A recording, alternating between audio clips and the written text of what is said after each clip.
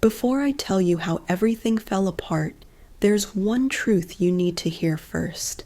Nothing cuts deeper than giving someone your whole heart and being told it's still not enough. Sometimes the hardest heartbreak doesn't come from a stranger or a lost lover. It comes from the people you raised, the ones whose scraped knees you kissed, who once clung to your hand when crossing the street, and now won't even look you in the eye. My name is Irene Caldwell, and I thought I was doing the right thing. I thought I was helping, but I lost myself in the process. Please, stay with me until the very end, because in the quiet that came after the storm, I discovered something powerful. Walking away was the best decision I ever made, and if you've ever felt unappreciated or invisible, this story is for you. Don't forget to subscribe to the channel and tell me in the comments, where are you listening from today? I'd love to know. It was early March in Maple Hollow, Ohio, the kind of morning where you could see your breath hang in the air, but the sun still had enough warmth to trick the tulips into thinking spring had come early. I remember that day well because I was in the backyard, clipping away at the last of the frost-bitten mums that had managed to survive the winter. The ground was soft under my boots, the birds were unusually quiet, and the air carried a silence that felt both peaceful and hollow. Then the phone rang. I wiped my hands on my apron and stepped inside. The screen lit up with a name I hadn't seen in a while. Benjamin Caldwell. My son. His voice on the other end was soft, careful, too careful. "Hey, Mom," he said. "How are you doing?" It had been nearly a month since we last spoke. Not that it was unusual. Ever since Ben married Melissa, our conversations had grown sparse, shorter, more polite, like we were tiptoeing around some invisible crack in the floor that neither of us wanted to fall through.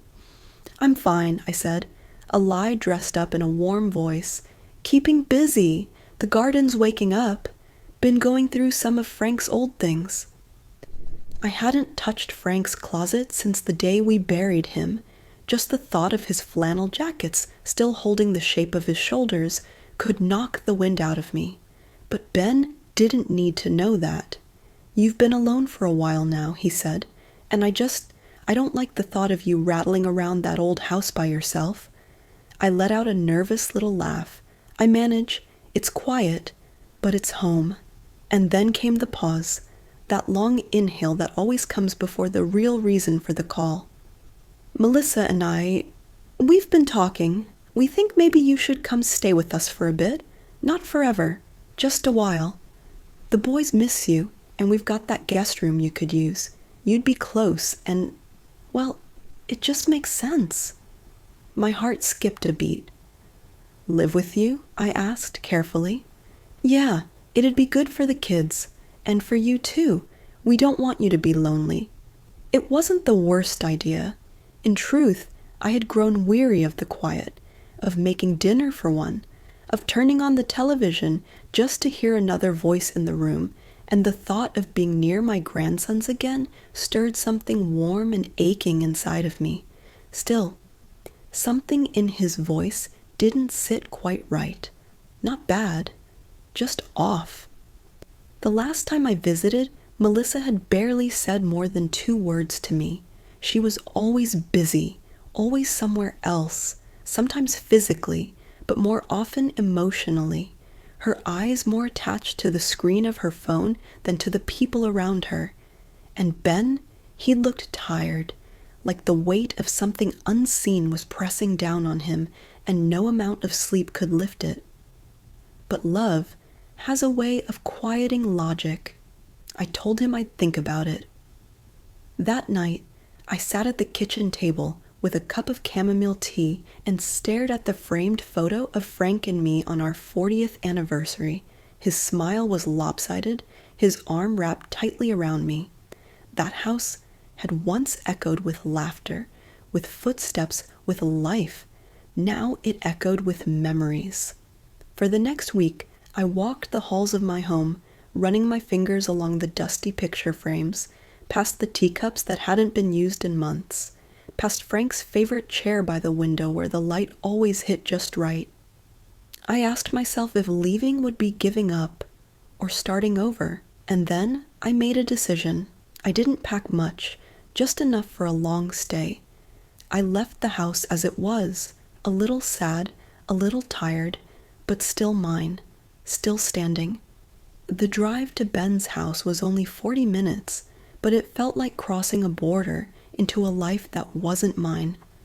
As I pulled into the driveway, I noticed something that immediately made my chest tighten. No one came out to greet me. I rang the bell. Once. Twice. Melissa opened the door in her leggings and oversized sweatshirt. Her hair was pulled up in a messy bun. No smile. "You're early," she said, stepping aside. The smell of takeout and baby powder hung in the air. Toys cluttered the living room floor. A cartoon blared from the television, loud enough to shake the windows. It wasn't chaos. It was indifference. Ben came down the stairs, holding the baby. He gave me a quick hug, the kind you give a neighbor, not your mother, and motioned toward the back hallway. "We cleared the guest room for you," he said. "It's not perfect, but it's something." He wasn't wrong. It wasn't perfect. It was barely livable. Boxes lined the walls. A cracked lamp sat crooked in the corner. An air mattress with a slow leak lay in the center of the room like a forgotten balloon. There was no closet space, nowhere to unpack, but I smiled anyway. "It'll do," I said softly. That night, I lay on that air mattress staring at the ceiling, listening to the muffled sounds of life moving on without me just outside the door, and I told myself this was what family was, that this was love, that this was the next chapter. But something in my bones told me otherwise. I just didn't know it yet. The first week passed like fog rolling in over a lake, soft, silent, and disorienting. I tried to make myself useful, believing that if I contributed, if I helped, I would earn a place in this busy little house. Each morning, I rose before anyone else, tidied the kitchen, folded tiny clothes that weren't mine, wiped down countertops sticky with jelly fingerprints and forgotten spills. I didn't mind. In fact, I welcomed it. It gave me purpose. It reminded me of the years when Ben was small and everything I did mattered. But here, it was different. Melissa barely noticed, or if she did, it was through the lens of quiet irritation. Her thank yous, when they came, were clipped. Her eyes rarely met mine.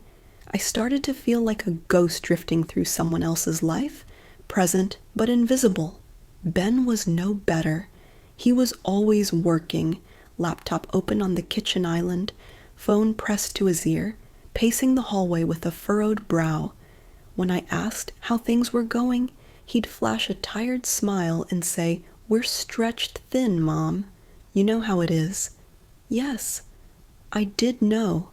I had raised him through years of worry and not enough.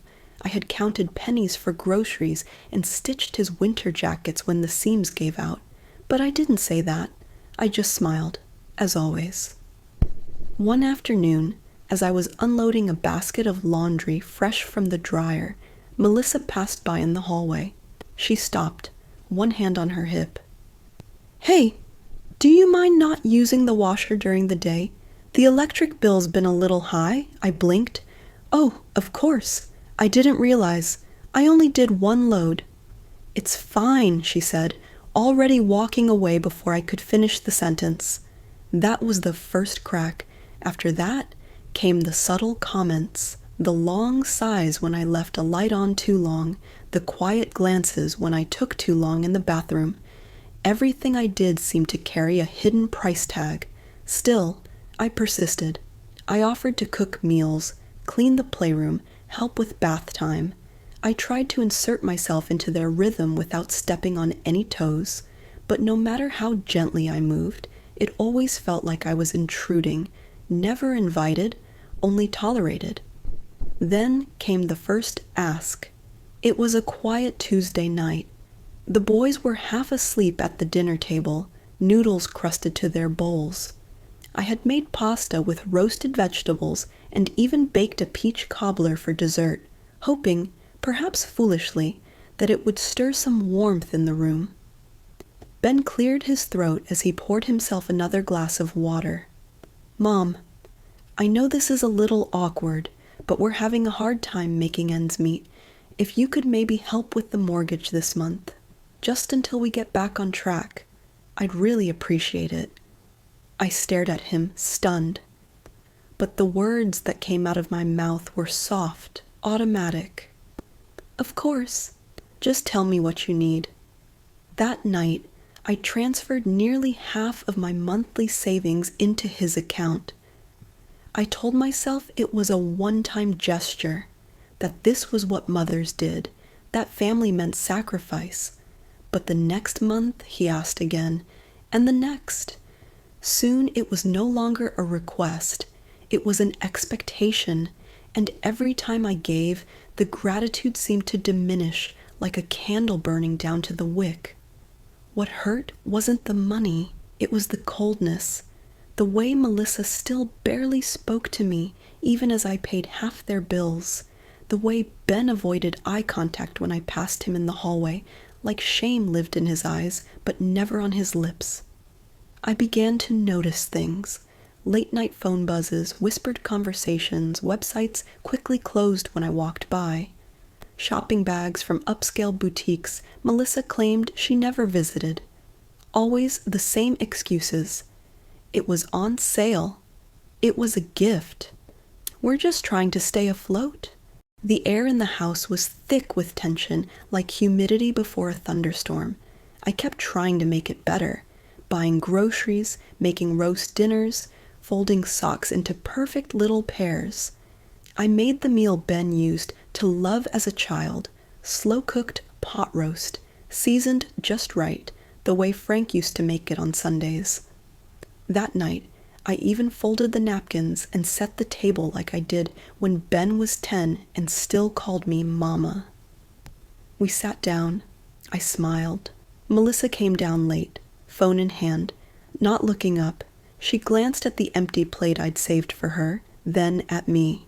"Next time, just ask. I don't eat red meat." She grabbed a protein bar from the pantry and went upstairs without another word. I sat at the table alone long after the dishes were cleared, the roast untouched, the dishwasher humming. In that moment, something inside me began to rot. I was not a mother anymore, not a guest, not even a person.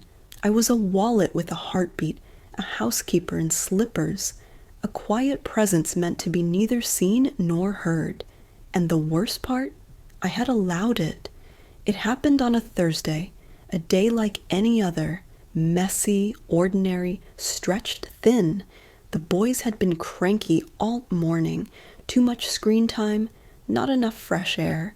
Melissa had barely emerged from the bedroom, claiming a migraine, though I hadn't seen her turn down the brightness on her phone once. Ben was glued to his laptop in the kitchen, typing furiously between sips of lukewarm coffee, never once looking up. I had spent the day bouncing between chores, cleaning up spilled juice, refereeing toddler arguments, folding laundry that didn't belong to me. My knees ached. My back throbbed. But I kept moving because that's what mothers do, isn't it? We keep moving. That night, I made a chicken casserole, warm, filling, humble. The kind of meal that could stretch across a week if you needed it to. I set the table, called everyone down, and tried, truly tried, to believe this was still a family, that I belonged here. We ate in silence. Melissa scrolled her phone between bites. Ben chewed, eyes flicking between his dinner and the glowing laptop beside his plate. The boys picked at their food, restless, distracted.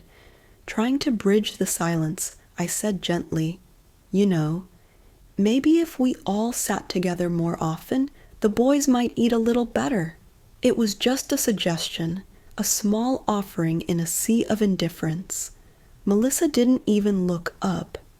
Ben cleared his throat. "We're just a little overwhelmed, Mom." And then Melissa raised her head. Her voice was flat, but her words were sharp enough to bleed. "You're always making little comments, Irene, like we don't know how to run our own house." I blinked, confused. "I didn't mean it that way, She cut me off, setting her fork down with a sharp clink. "You do a lot of talking for someone who doesn't actually contribute enough to be making suggestions." The words hit me like a slap across the face. I turned to Ben. Surely he would say something. Surely he would defend me, but he didn't.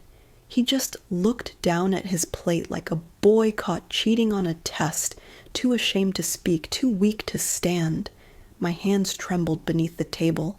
My throat burned. I opened my mouth, but nothing came out.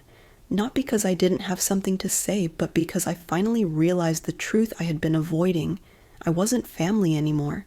I was a placeholder, a stand-in, a live-in utility, a woman brought in to plug holes in a dam they refused to repair. I rose from the table without finishing my food. I carried my plate to the sink, rinsed it in silence, and walked back to the tiny room they'd cleared for me. That night, I didn't sleep. I sat on the edge of that flimsy air mattress and stared at the wall. I thought about all the nights I'd stayed up with Ben as a child, holding him through his growing pains, his fevers, his heartbreaks. I remembered the months after Frank died, when every breath felt like a betrayal, and all I had left was Ben's voice on the phone telling me I wasn't alone. And now, here I was, being told I didn't contribute enough, even after paying half their mortgage, even after cooking their meals, folding their laundry, loving their children. Still not enough. By morning, something inside me had changed. Not shattered, no, something more permanent, shifted, hardened. At breakfast, I sat in silence while Melissa handed out bowls of dry cereal and Ben avoided my eyes like they carried judgment he wasn't ready to meet. I didn't speak. I wouldn't, not anymore. After they left for errands, I zipped up my suitcase. I folded the few clothes I had brought, my hands steady, my heart oddly calm, and then I opened the door. There it was, my suitcase, already packed and propped neatly against the hallway wall, like a message wrapped in polyester and quiet cruelty. They had been waiting for me to leave. They just hadn't said it aloud. I didn't cry. Not then. I didn't say goodbye to the boys. I couldn't. If I saw their little faces, their sleepy eyes reaching out for one more hug, I wouldn't be able to walk away. So I didn't. I left a note on the kitchen counter, just one line, written in the cursive I learned in Catholic school. Thank you for having me. I stepped outside just after sunrise. No one noticed. No one followed. No one cared. As I drove home, the tears came, not from regret, but from realization. I had been clinging to a version of love that no longer existed. I had tried to build a home in someone else's house, and I was never meant to stay. I pulled into my driveway at 8:12 a.m. My house stood like a tired old friend, sagging, dusty, forgotten, but still mine, still waiting. When I stepped through the front door of my house, the silence hit me like a warm blanket pulled from a cedar chest. It smelled like old air and dust and time, but it was mine. Every creak in the floorboard knew my footsteps. Every faded photograph whispered of moments I hadn't needed to explain. I walked room to room, touching each surface like it might disappear beneath my fingers. My wedding photo with Frank was still on the mantel, the bed we once shared still neatly made. My slippers sat by the back door, exactly where I'd left them, and just like that, I felt foolish. Foolish for leaving.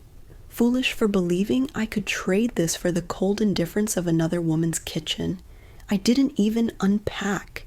Instead, I sat at the table, opened my laptop, and pulled up my banking app, mostly to stop the spinning in my head, to do something that felt useful. I scrolled to the automatic transfers, the ones I'd set up for Ben's mortgage, and my hand hovered for a moment. Then, one by one, I canceled every single one.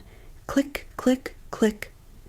The silence afterward felt different, not the kind I had run from, but the kind that signaled something new, a stillness, a boundary.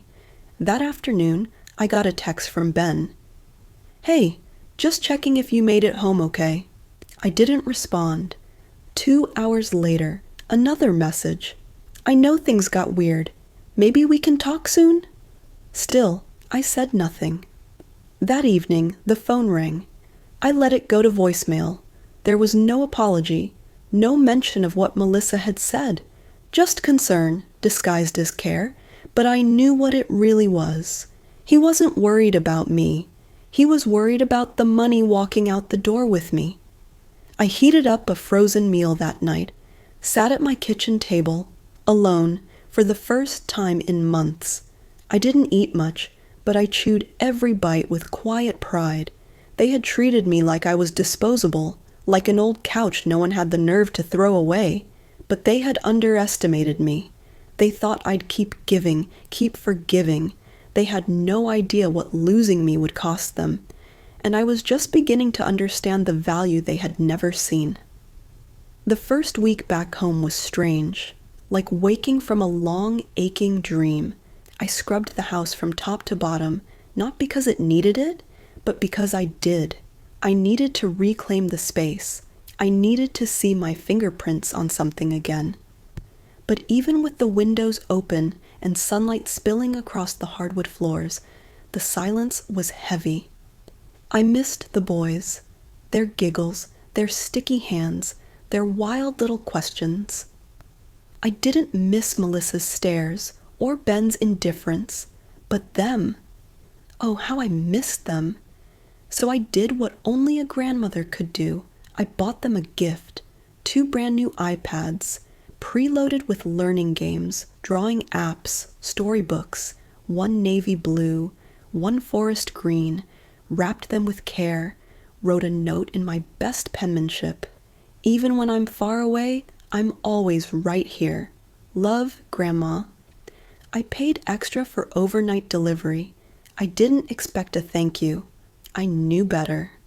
A week later, I saw them on Melissa's Instagram story. The boys, sitting cross-legged on the floor, grinning ear to ear, tapping away on the very devices I had sent.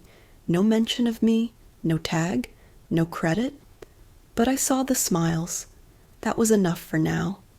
And then, the silence returned. I busied myself with puzzles, paperbacks, long walks. I didn't cry, not out loud, but every time I passed Frank's old coat hanging in the hallway, something inside me tightened. Then one night, I woke up with a strange, sharp feeling in my stomach. Something told me to check my finances, not the canceled transfers, but the past ones. Something didn't sit right. I pulled up my bank history. Nothing seemed off at first. Then I saw it.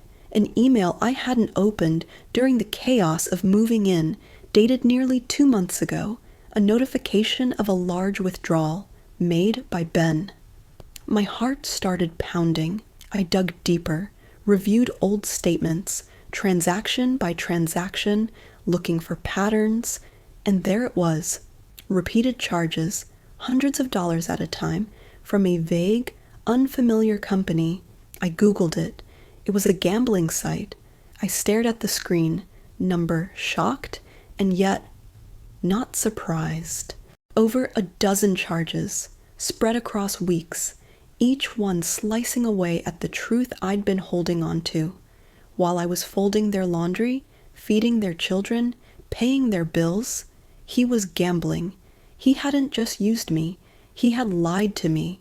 He let me believe they were drowning, and all the while, he was digging the hole deeper. I didn't cry. I didn't scream.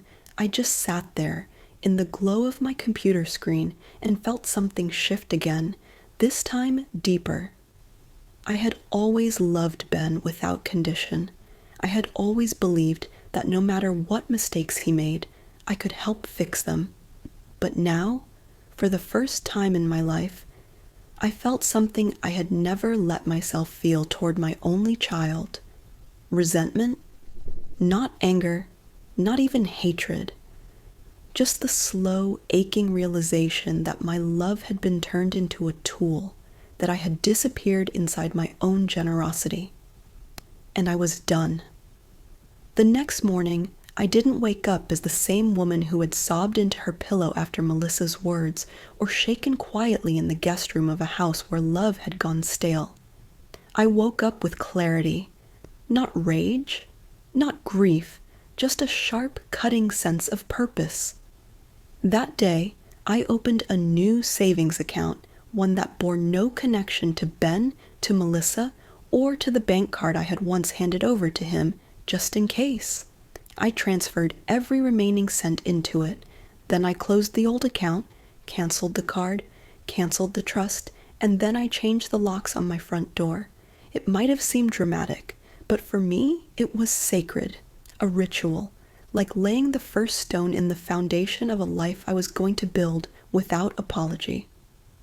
The calls started a week later. At first, it was just Ben checking in. Hey, just saying hi, missed the boys. Then the questions crept in. Hey, did the bank call you?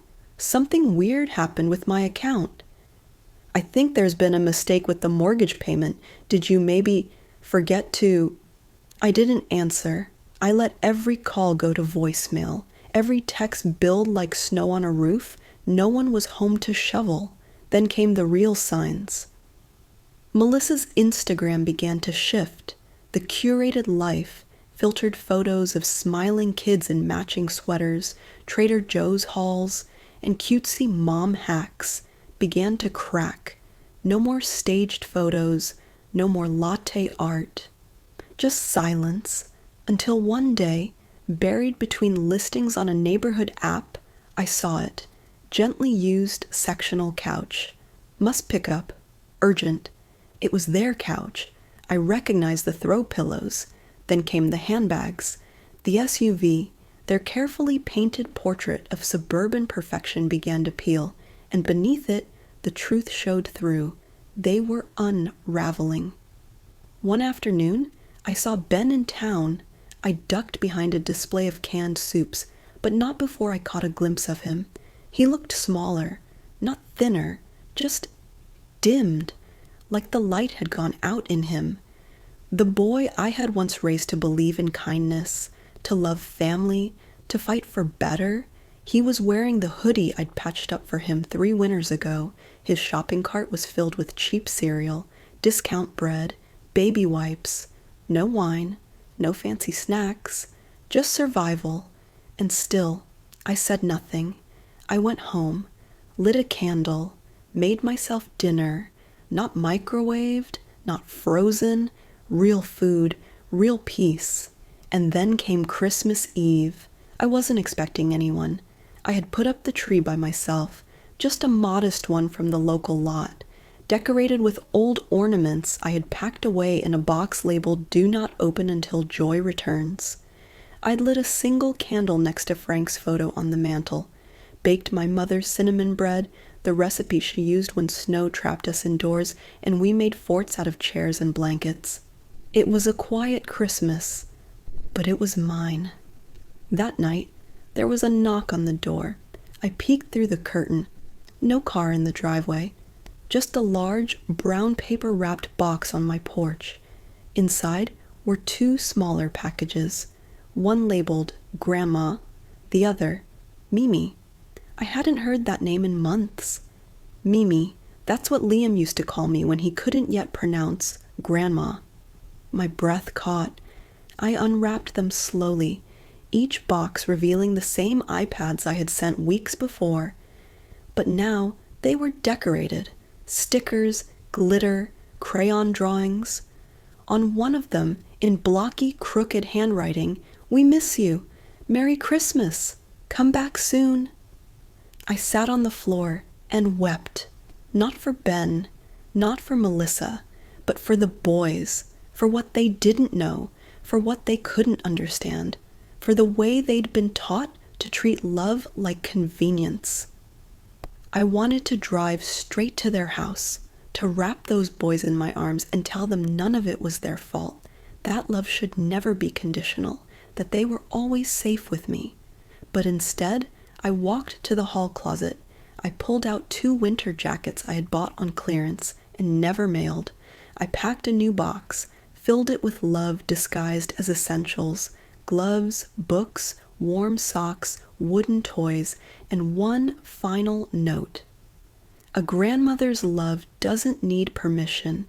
It's always yours. I dropped it off at the post office the next morning.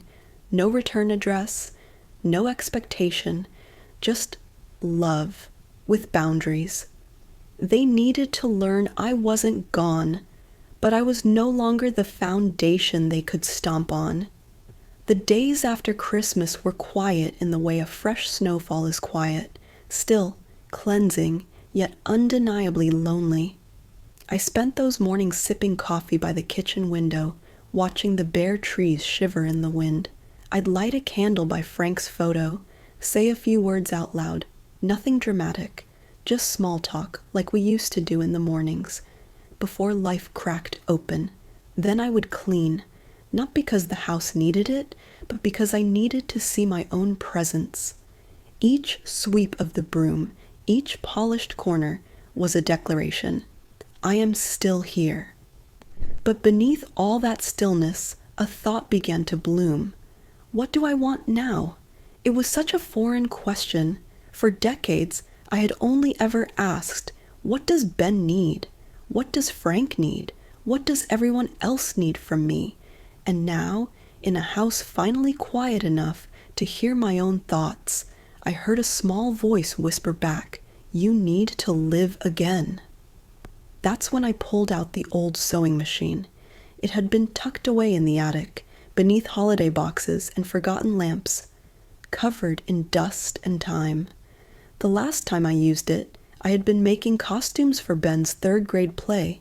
He was a sunflower, and I remember stitching yellow felt petals until my fingers went numb. I cleaned it, oiled the gears, pressed the petal gently until it purred. At first, I mended old towels, then I patched worn socks, and then something stirred. I made a tote bag, then an apron, then a pair of soft cotton baby blankets stitched with love and care. I set up a tiny online shop, nothing fancy, no frills, just a name and a few listings. Mimi's Hands.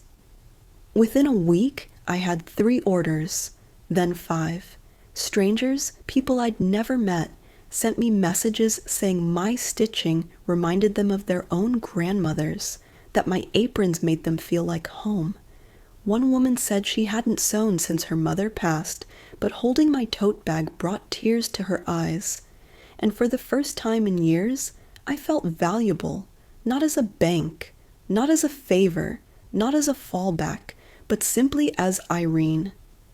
I started a journal too, a fresh one, hardback cover, crisp white pages. On the first page, I wrote in big, bold letters, "I am not a burden. I am not invisible. I am not disposable. And beneath that, I am a woman who deserves peace." That became my prayer, my mantra, my shield. I didn't tell anyone what I was doing. I didn't need to, because slowly, delicately, I was building something I hadn't had in a long time, a life that belonged to me. And while I stitched and baked and journaled, the world I'd left behind continued to unravel. Melissa's Instagram went dark. No updates, no carefully curated moments, no boys in matching pajamas. Just silence. And then came the classified ad, posted on December 26th. Looking for part-time babysitter. Must be reliable. Background check required. Flexible hours. Posted by Melissa Caldwell. My chest tightened. My heart swelled. They needed help, not money, not a maid, not an emotional sponge. They needed what I had once given freely, and they had thrown it away. I didn't call. I didn't gloat. Instead, I mailed another package to the boys.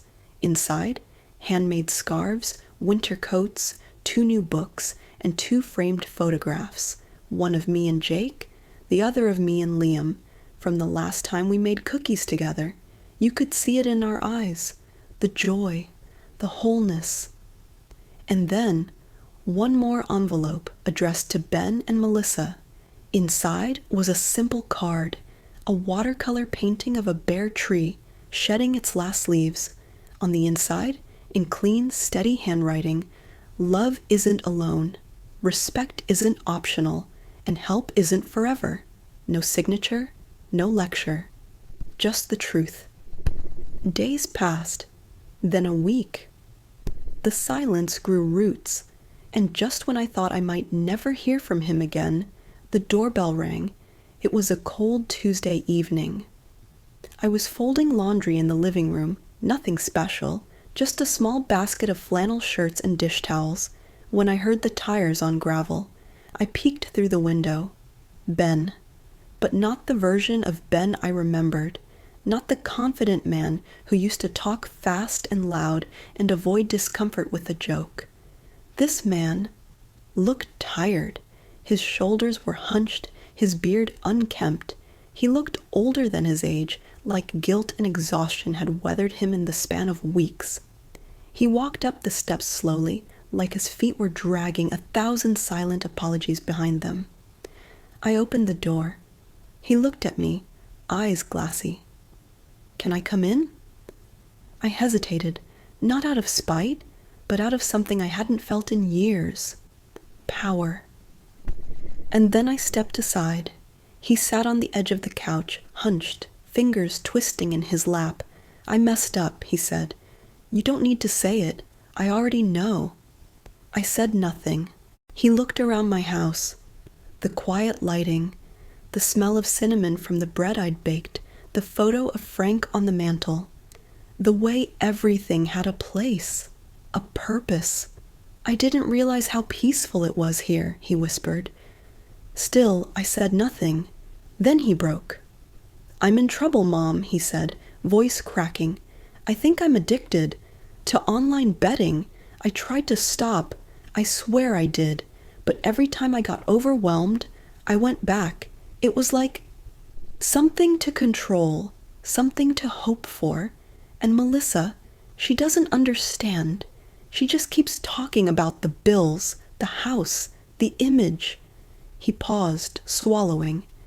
"I ruined everything. The house is behind 2 months. The boys are cold some nights. Melissa wants to move back in with her mother. I don't know what to do anymore." Then came the question, the one I'd been expecting, but still dreaded. "Can you help us?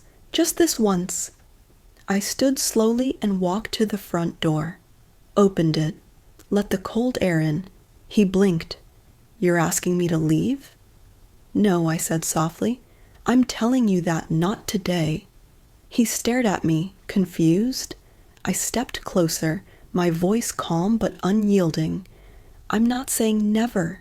I'm saying not until you understand what it cost me to sit alone in this house while you let someone else humiliate me in yours." His lips trembled. "I'm sorry," he whispered. And for the first time in a long time, I believed him, but it still wasn't enough.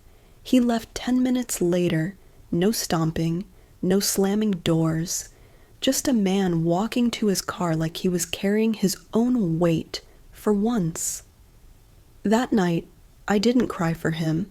I cried for the woman I used to be, the one who equated sacrifice with love, the one who disappeared so quietly, even her own son forgot to listen for her. That woman was gone, and in her place now stood someone new, someone who set terms. 3 weeks passed. No calls, no texts, just silence. But this time, it wasn't a punishment. It was space, a quietness between storms, and for once, I didn't fear it. I welcomed it. Then, one Saturday morning, the phone rang. I almost didn't answer, but something in me told me to pick up. It was Ben. His voice was steadier, tired but clear. "Mom," he said, "I've been going to meetings. Gamblers Anonymous, every Tuesday and Saturday." Still, I didn't speak. I sold the SUV, canceled all the credit cards, got a job doing night deliveries. It's not much, but it's something. Then he paused. "I'm scared," he admitted. "We're behind 2 months on the mortgage. Melissa's angry all the time. The boys hear everything. I don't want to lose them." He took a breath. "I need help, but not just money. I need structure. I need to learn how to stop depending on people. I need to become the kind of man you can be proud of again." I swallowed. This was the moment. I stood, walked into the kitchen, and returned with a folder, already prepared. Inside, a written payment agreement, a monthly budget plan, a printed list of rehab centers, a separation checklist, clear financial independence from Melissa. He opened it slowly, looked at me with wide eyes. "What's this?" "My terms," I said simply. "I'll pay the back amount on the mortgage, one time, just enough to keep the house standing. From here on out, you're responsible. I'll guide you, but you show up or I'm out." He nodded, eyes brimming. "There's one more condition," I said. "You separate your finances from Melissa. No joint accounts, no shared cards. You manage your money, she manages hers." He blinked. "That's not going to go over well." "That's your call," I said, "but I won't stay tangled in her chaos. You want help? You start with clean lines." His hands shook, and then he nodded. "Okay." We shook on it.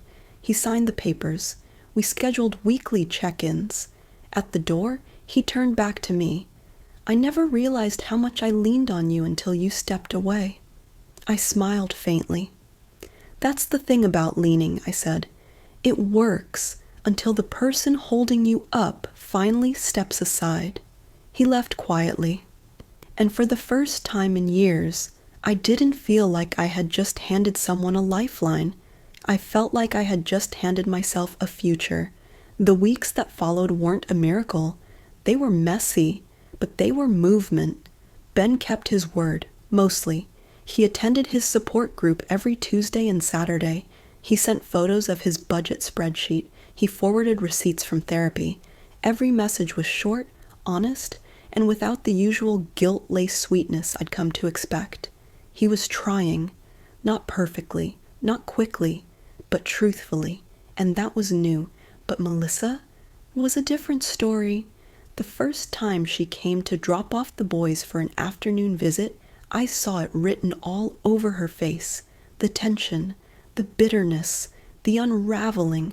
Her posture was tight, her eyes sharp, her voice clipped when she said, "They're already fed." "Make sure they don't get too hyper. I'm exhausted." I didn't argue. I didn't engage. She left without making eye contact. The boys ran in, giggling and messy, and for those few hours, the house felt like home again. I read them stories. We made sugar cookies. They curled up beside me on the couch like no time had passed at all. But when Melissa returned, her eyes scanned my cozy living room like it was a threat, a reminder, a mirror, and then I realized it wasn't me she resented. It was the version of herself she saw in my presence, the woman who had pushed love away, the mother who now had to answer questions like, "Why can't we stay at Grandma's house longer?" A week later, Ben told her he was separating their finances, not in a fight, not in drama, just a simple, quiet conversation at the kitchen table. "I can't keep doing this," he said. "I can't keep pretending we're okay. I need to take responsibility for myself, for the boys, for everything." She didn't argue. Not at first. She just sat there, quiet. Then whispered, "I don't know if I can do this anymore either." There was no shouting, No glass breaking, just the quiet collapse of a partnership built on borrowed time and broken promises. They didn't divorce, not yet. But something cracked, and for the first time, I didn't feel the urge to jump in and save them. I didn't offer advice. I didn't open my checkbook. I didn't offer to mediate. Instead, I stepped back even further. Ben had asked for growth, not rescue, and now he was finally facing the life he had created with open eyes. A week later, I got a call. It was late. I was finishing up a batch of orders for Mimi's hands, a set of custom baby blankets and aprons, and the house smelled of cinnamon and lavender. My phone buzzed. Ben's name on the screen. I answered, voice calm. "Hi," he paused. "Mom," he said, "I've been thinking.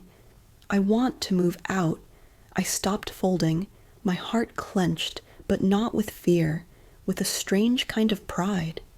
"Are you sure?" I asked. He let out a long breath. "Yeah, I need a space of my own. I need to raise the boys in a place that feels healthy. I've already been looking. It'll be small, tight, but it'll be mine." I swallowed hard. "You're ready." "I think so," he said. "And this time, I want to do it the right way." We ended the call, not with tears or begging, but with a quiet, mutual understanding. He was taking the wheel. A few days later, I saw him again, standing in front of a small duplex on the edge of town. Not fancy, not renovated, but solid, paid for with his money, no cosigns, no strings. His face was leaner, but his posture straighter. There was a steadiness to him I hadn't seen since he was a teenager, building a treehouse with Frank and asking if it would be strong enough to hold storms. He held out the keys. "Mom," he said, "I did it. I paid for this place with my own money. I'll pay the bills. I'll do school drop-offs. I'll make peanut butter sandwiches. I'll learn how to be both a father and a son again." I nodded, my throat tight. "I'm proud of you," I said. My voice broke, even though I tried to hold it in. He looked at me, really looked. "You didn't just help me," he said. "You let me fall, and I needed that. You didn't fix me. You gave me the room to fix myself, and that saved me." I hugged him, not as a rescuer, not as a savior, but as a mother who had finally learned how to love without losing herself. We stood there in the cold until the wind stung our eyes and our hearts were no longer holding back. Then I let him go. I watched him step into his new home, and as he turned the key, I realized I didn't need to check in anymore. He was finally living his life, and I was finally free to live mine. Spring came slowly that year, the kind of spring that doesn't announce itself with a warm breeze or a sudden bloom, but with the quiet persistence of light through cold. A few daffodils by the fence, a robin building a nest outside the kitchen window, the faint scent of rain in the air. I had just finished making a new set of embroidered kitchen towels when I sat down at the kitchen table, poured myself a cup of coffee, and opened my journal. The last page. I ran my fingers across the pages that had held me through the storms, every shaky sentence, every angry paragraph, every tender note to myself.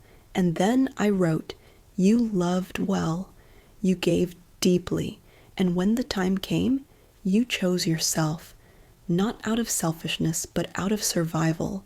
And look at you now, still standing, still stitching, still smiling." The truth is, I still missed the boys every single day. I missed Jake's loud laughter and the way he used to climb onto my lap even when there wasn't room. I missed Liam's questions about the moon and the way he'd trace the lines on my palm with his little finger and whisper, "You're magic, Mimi."